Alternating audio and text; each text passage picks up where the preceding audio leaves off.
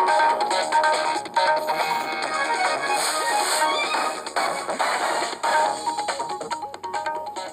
अब पेश है आज के मुख्य समाचार। प्रधानमंत्री ने कहा है कि देश के विकास में ही देशवासियों का विकास समाहित। श्री मोदी ने आजादी के अमृत महोत्सव के स्वर्णिम भारत की ओर के शुभारंभ समारोह को वर्चुअली संबोधित किया। प्रदेश में आज त्रिस्तरीय पंचायत चुनाव के लिए डाले गए वोट। मतदान के तत्काल बाद मतदान केंद्रों पर शुरू हुई मतगणना। छत्तीसगढ़ में कोविड टीकाकरण जोर शोर से जारी। 18 वर्ष से अधिक आयु वर्ग के 99% लोगों को पहला टीका लगाया गया। और राज्य में अगले 2 दिनों के दौरान तापमान में बढ़ोतरी होने के आसार। परसों 22 जनवरी को सरगुजा और बिलासपुर संभाग के 1-2 स्थानों पर हल्की बारिश हो सकती है।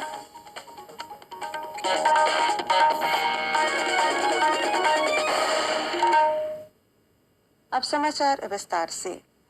प्रधानमंत्री नरेंद्र मोदी ने कहा है कि देश और देशवासियों के सपने एक ही हैं और राष्ट्र के विकास में ही हमारी प्रगति निहित है।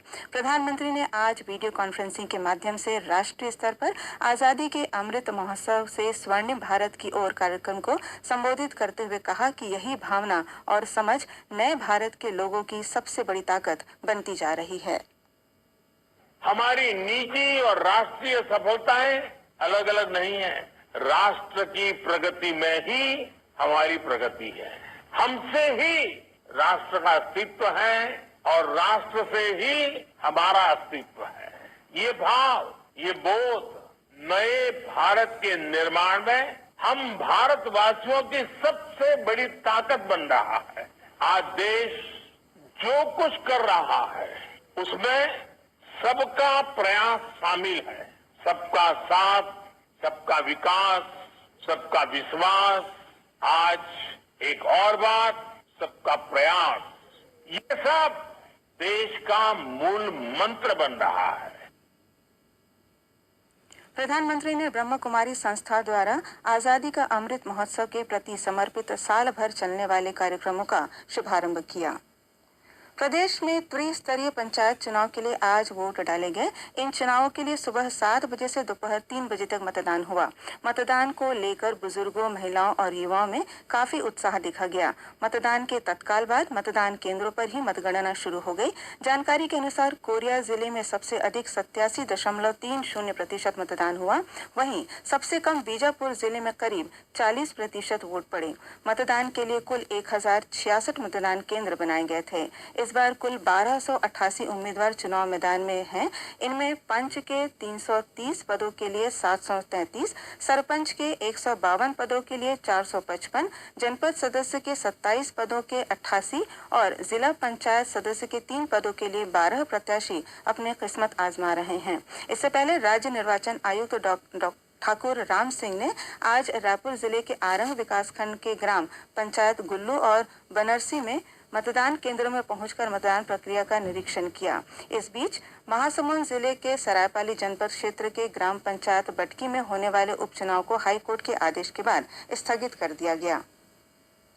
केंद्रीय स्वास्थ्य मंत्री डॉक्टर मनसुख मांडविया ने कहा है कि देश में अब तक 160 करोड़ से अधिक कोविड रोधी टीके लगाए जा चुके हैं। अपने ट्वीट संदेश में डॉक्टर मांडविया ने लोगों से टीका लगाने के बाद भी कोविड से बचाव के दिशा निर्देशों का पालन करने का अनुरोध भी किया है। इधर छत्तीसगढ़ 18 वर्ष से अधिक आयु वर्ग के सभी नागरिकों को कोरोना से बचाव का पहला टीका लगाने के काफी करीब पहुंच गया है। इस आयु वर्ग के 99% लोगों ने पहला टीका लगवा लिया है। वहीं 68% लोगों ने टीके के दोनों डोज लगवा ली हैं।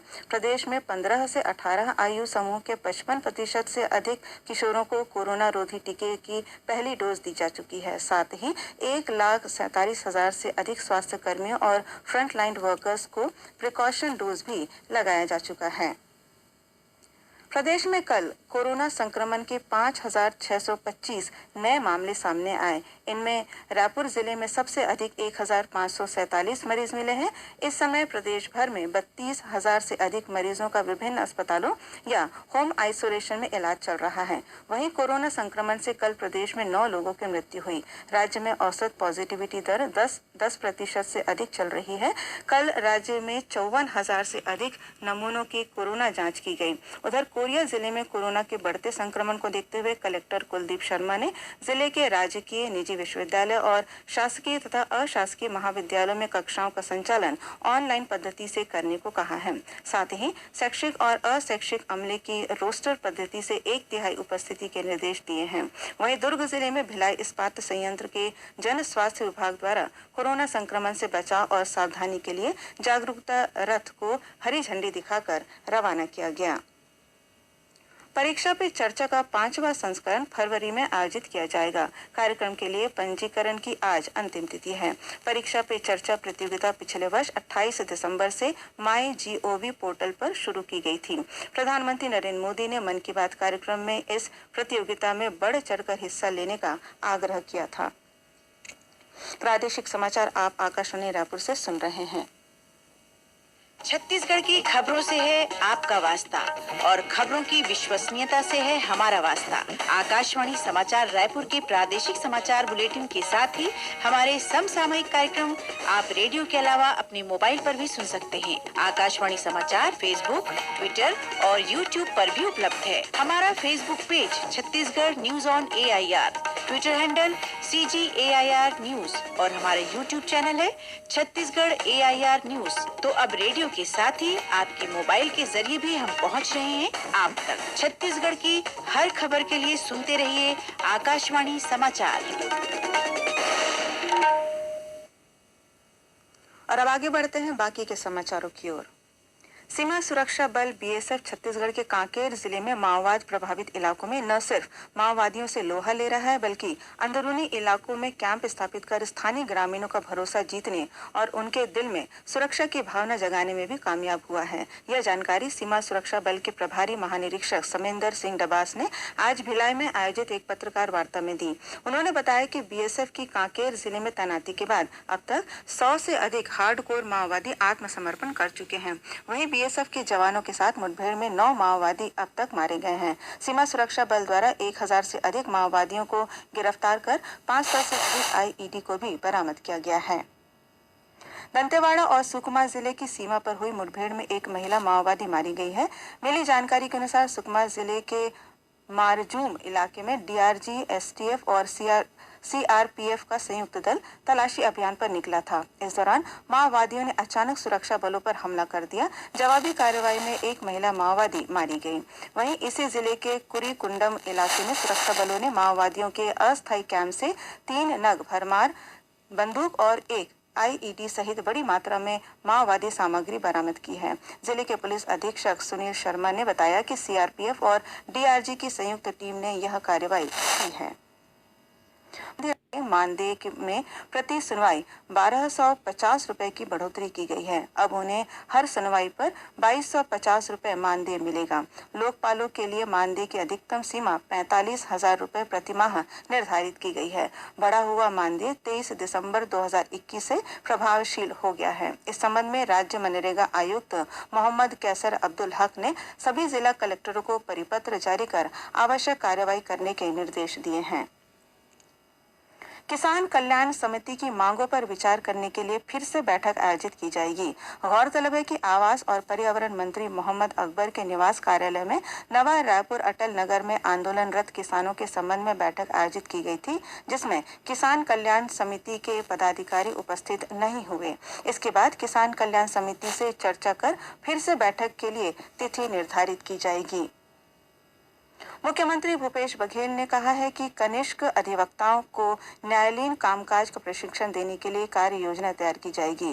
मुख्यमंत्री ने आज अपने निवास कार्यालय से वीडियो कॉन्फ्रेंसिंग के माध्यम से जिला अधिवक्ता संघ दुर्ग के शपथ ग्रहण समारोह को संबोधित करते हुए कहा कि प्रशिक्षण से कनिष्क अधिवक्ताओं को कार्य करने में और अधिक सुविधा होगी। साथ ही न्याय की मांग करने वाले लोगों को भी इसका लाभ मिलेगा।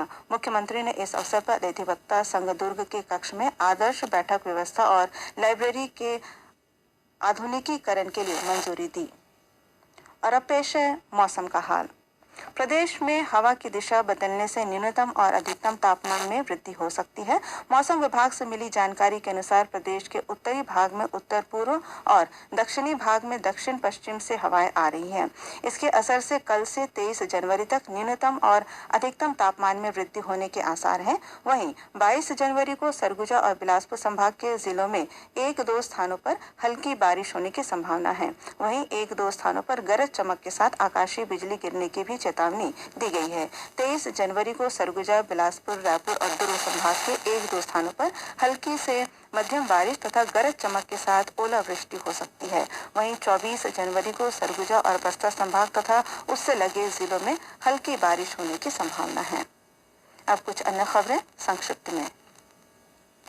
मुख्यमंत्री भूपेश बघेल ने शहीद ज्ञान सिंह की शहादत दिवस पर उन्हें नमन किया है। इस मौके पर उन्होंने कहा कि शहीद ज्ञान सिंह का बलिदान युगों तक याद किया जाएगा। सुनो रायपुर थीम पर आयोजित किए गए रायपुर पुलिस के सड़क सुरक्षा और यातायात जागरूकता अभियान को एशिया बुक ऑफ रिकॉर्ड्स तथा इंडिया बुक ऑफ रिकॉर्ड्स में दर्ज किया गया है।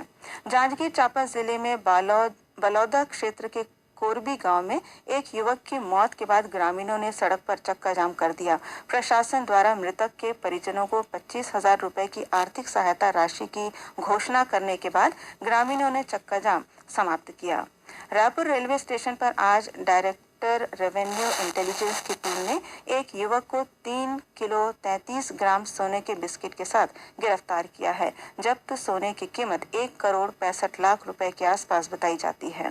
धमतरी जिले के बोराई थाना पुलिस ने 25 किलो गांजे के साथ 2 आरोपियों को गिरफ्तार किया है। कबीरधाम जिले में रायपुर जबलपुर राष्ट्रीय राजमार्ग पर शराब दुकान खोले जाने के विरोध में स्थानीय महिलाओं द्वारा किया जा रहा अनिश्चितकालीन धरना आज 18वें दिन भी जारी रहा। और रायपुर के तेलीबांधा क्षेत्र से नशीली टैबलेट बेचने के मामले में 3 आरोपियों को गिरफ्तार किया गया है। पुलिस ने इनके पास से 1120 नग टैबलेट बरामद की है। अंत में मुख्य समाचार एक बार फिर। प्रधानमंत्री ने कहा है कि देश के विकास में ही देशवासियों का विकास समाहित। श्री मोदी ने आजादी के अमृत महोत्सव के स्वर्णिम भारत की ओर के शुभारंभ समारोह को वर्चुअली संबोधित किया। प्रदेश में आज त्रिस्तरीय पंचायत चुनाव के लिए डाले गए वोट।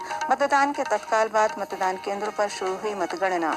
छत्तीसगढ़ में कोविड टीकाकरण जोर शोर से जारी। 18 वर्ष से अधिक आयु वर्ग के 99% लोगों को पहला टीका लगाया गया। और राज्य में अगले 2 दिनों के दौरान तापमान में बढ़ोतरी होने के आसार।